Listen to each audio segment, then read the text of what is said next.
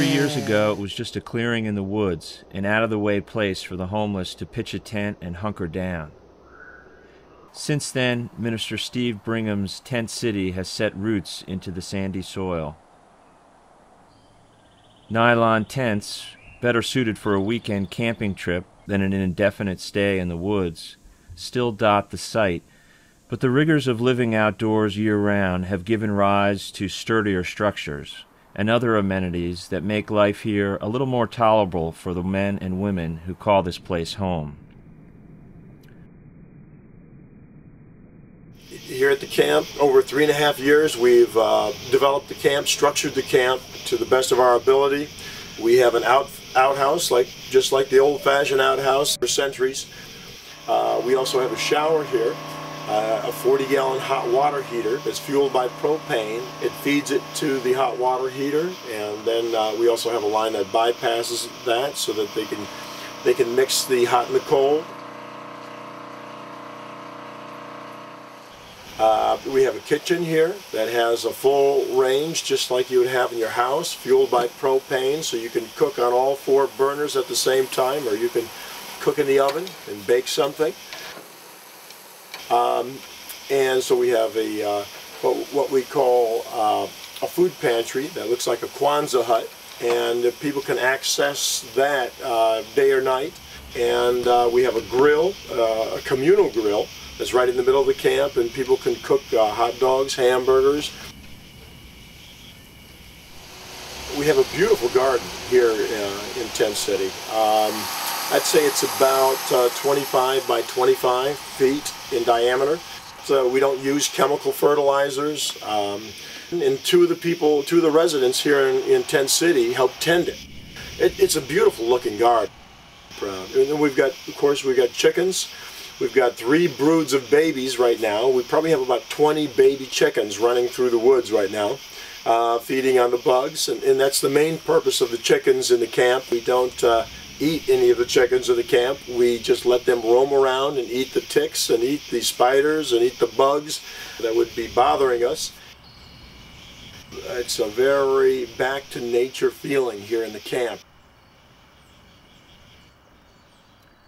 While the camp is generally quiet, there are regular reminders that this is no scouting jamboree.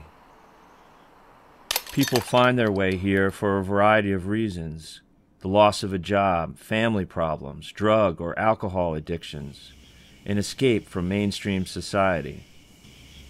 Mental illness, one of the chief causes of homelessness in the United States, is evident here as well.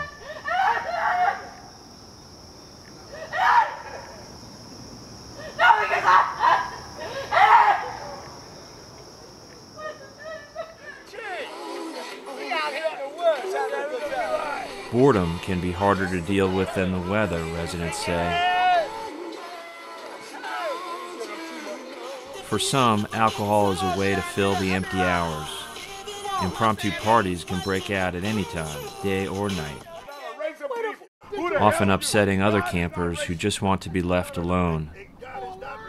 Add to that the anxiety many residents feel over the possible closure of the camp, and the tensions between supporters and critics of Minister Steve, and you have a volatile mix. Though he generally tries to play the peacemaker, even Minister Steve can get drawn into the fray. Bring him down. If you can find another minister who can put up with this, bring him down. Yeah, bring him down. So what? Bring him down. The nights are long and unpredictable. Minister Steve retires to his school bus. Early risers bed down for the night, but the camp's night owls talk and argue till all hours. Tonight, as we sit here, the crickets are chirping, the campfires are burning at different sites. People are gathering in small little clusters, or they might be retiring to their tent or their shanty. Tonight it's relatively quiet and peaceful. Some nights might be a little more noisy, but tonight it looks like it's going to be a nice night at Tent City. Some nights, usually when people might have a little extra money, usually during the first part of the month.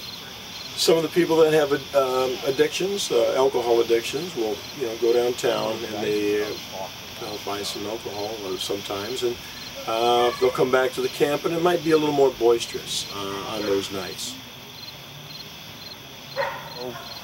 Living in a community like this is like living in any other community.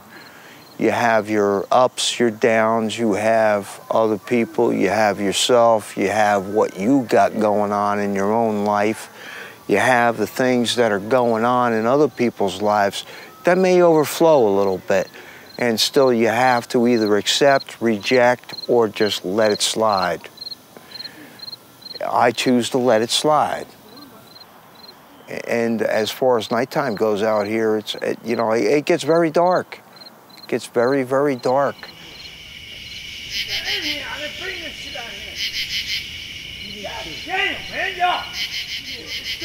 Okay, that's 6 o'clock. You guys were sleeping. In the morning. Hey, come on, guys, we're sleeping out there.